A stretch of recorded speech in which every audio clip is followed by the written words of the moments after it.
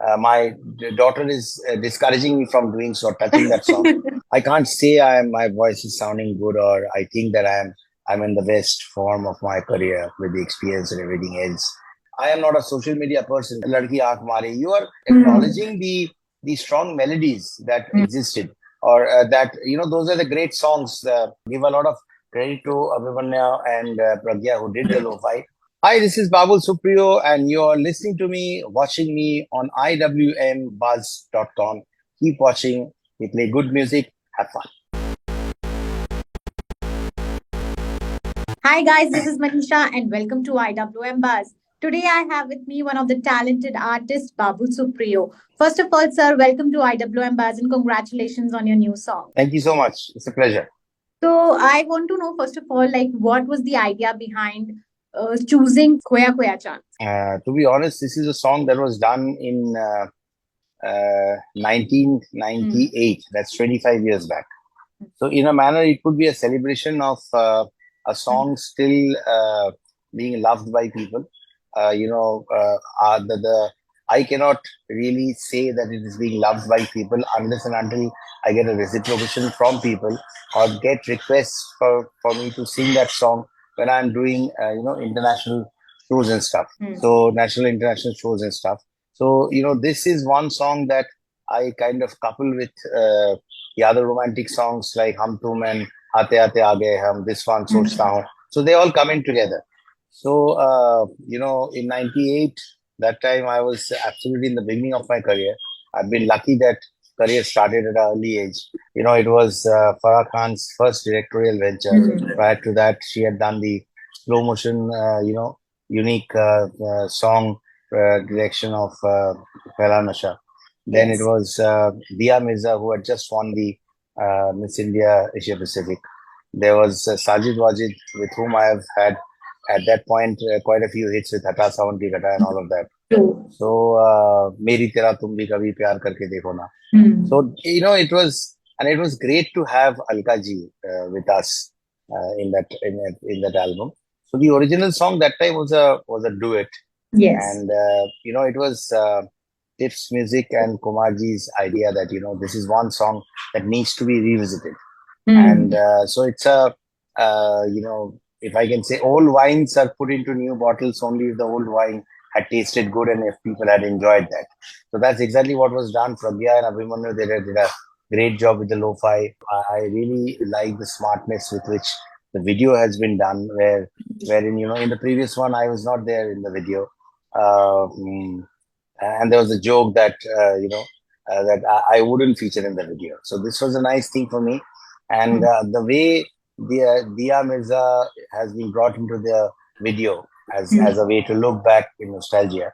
I really love the entire part of it, and very very happy that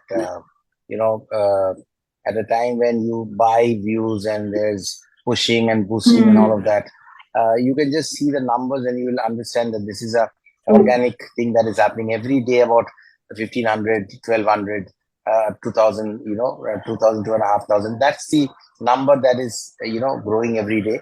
It's more word to mouth. So that, so my colleagues are saying it's very good. So yes, there's no reason to believe that, though it's all about film music today, there is no reason to not aspire that this is going to be a non-film hit. Amazing. But as we know that Khoya Khoya Chand is a timeless, like it's a classic song. And so how did you guys approach to give it a fresh and modern vibe along with like keeping the nostalgia sense intact? I genuinely believe, and I've always called him, even from my initial days from 93, 94, when I had just gone to Bombay, leaving a Standard Chartered job. From that time itself, Tips Industries, Kumar Taurani, Ramesh Taurani, they have been very supportive. They give me film songs. There's so many film songs that I've sung for them. And then this song, to give it a lo-fi profile or lo-fi sound, was completely Kumarji's idea. That's not something that the rest of the team, Kavita and all that, not that we were thinking that, the Tips team. It was Kumarji who said, this lo-fi is a new trend. So it is a romantic song anyway. So that dreamy feel, that little extra reverb and all that, that you get in in lo-fi, that might help the song, and that'll make it a Mm. that'll really give it a little different sound, contemporary Mm. sound. So let's do it. So it was completely his idea. So if it the fact that it is being loved is his credit, and if it failed, then it would have been our failure. And give a lot of credit to Abhimanya and Pragya, who did the lo-fi, for giving us the sound that we aspired, and also to I sang the song again, and the mixing and all of that. Yes, I was there in Bombay, so they actually got the essence of what the song originally was from what I was saying. At the same time, they were making sure that it is packaged, that it is given the shape of today's lo-fi trend. So a lot of credit goes to everyone. And as I said, the video is really very smartly done. The way those pictures hang from the tree, and then you superimpose Dia Mirza's photographs in it. The only sad part is, as playback singers, you in any case sing in the playback. You don't get to Yeah. shoot. You don't get to go to the shooting locations. You just sing the song, and then in a studio in Lokanwala, and then you have the heroes romancing the heroines outside India. Now the thing is that me and my contemporaries, we have reached a age, all 50, 52, 53. Though it's I must tell you that with experience your voice becomes more asardar. When you sing, it touches people's voice, because the True. experience is something that really matures you.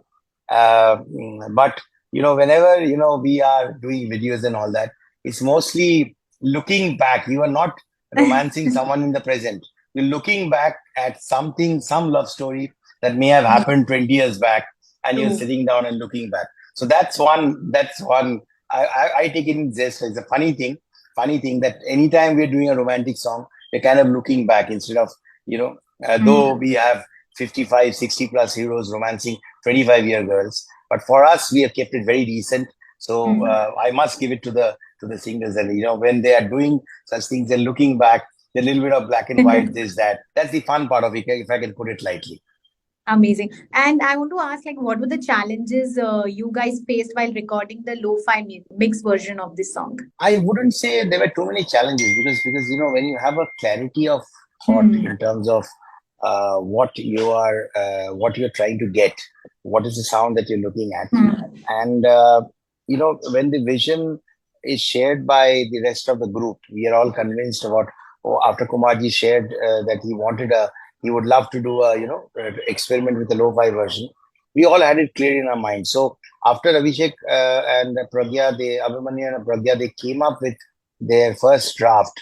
Yes, we did make a lot of changes, but we were all in sync. It was not really that challenging. And trying too hard in any case, I have seen that when you try too hard, it's only 1 out of 100 times that probably it works. So if you see my singing, I did not deviate much from what the original thing was. It's just that it's sung in a little more flair, I would say. That's something that has been brought in. And the composition by Sajid Wajid was in any case very touching. It was the entire album was very melodious. And I remember in '98 we used to spend hours outside the old Spectral Harmony in the Santa Cruz, that airplane wala, that park corner opposite a masjid. And this is a song that was programmed by Salim Suleiman at that point of time, '98, when they were fairly new.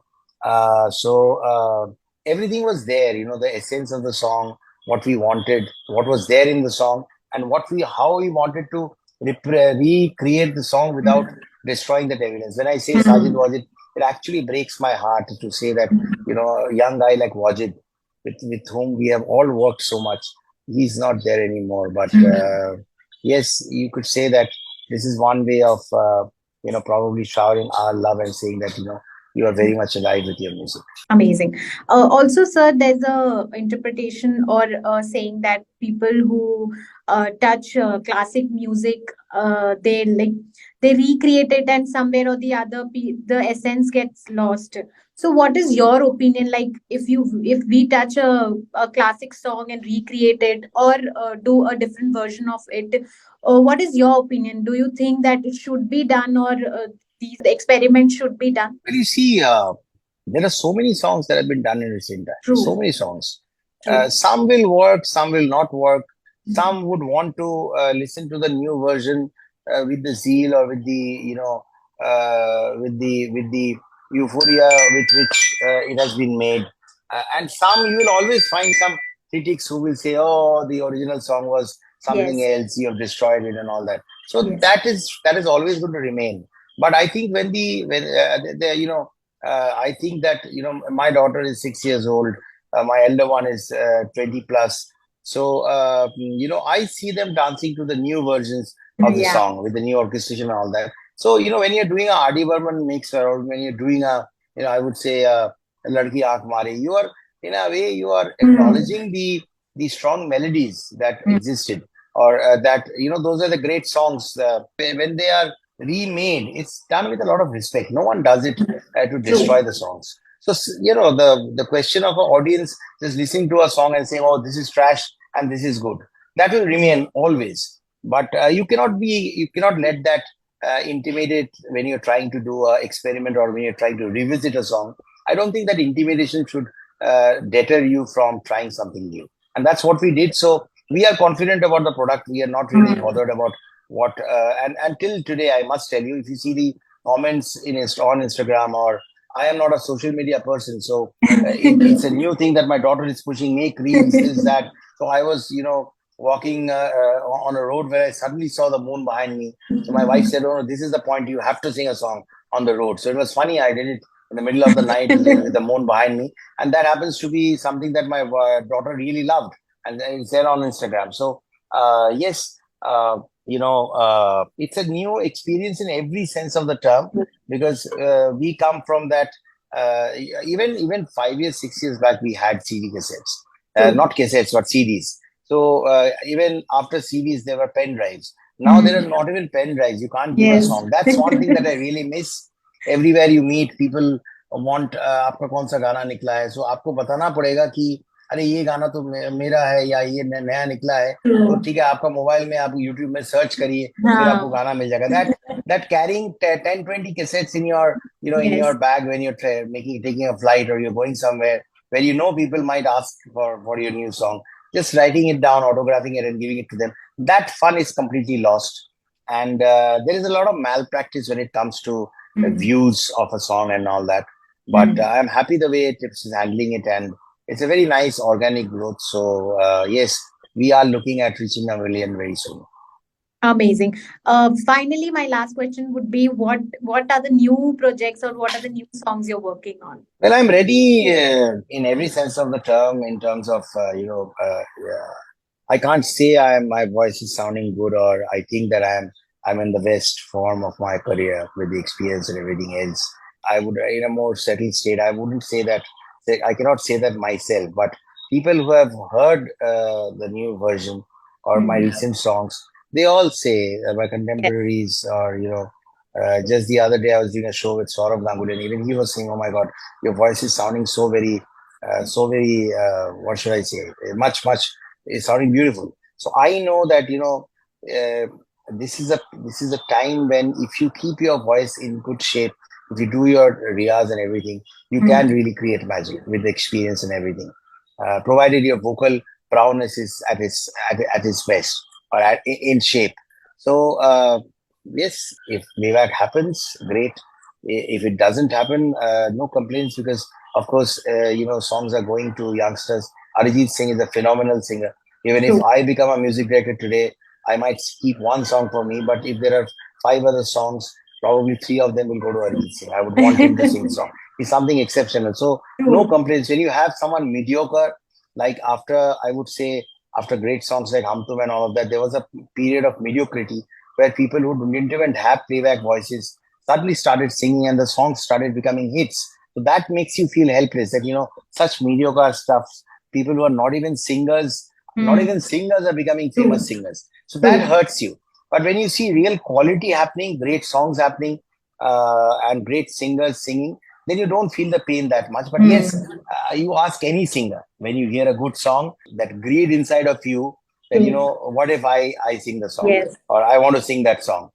good roles are supposed to inspire other actors. Good songs are supposed to. So as long as I keep that, I feel that inspiration. As long as I feel that zeal, I think a second innings or you never know.